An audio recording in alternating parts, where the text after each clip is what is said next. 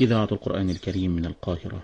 اللهم إن هذا صباحك قد أهل، فاجعل يا ربنا صباحنا صباح الصالحين، ومساءنا مساء الشاكرين، وألسنتنا ألسنة الذاكرين، وقلوبنا قلوب الخاشعين، وأبداننا أبدان الطائعين، وثبتنا واختم لنا بذلك.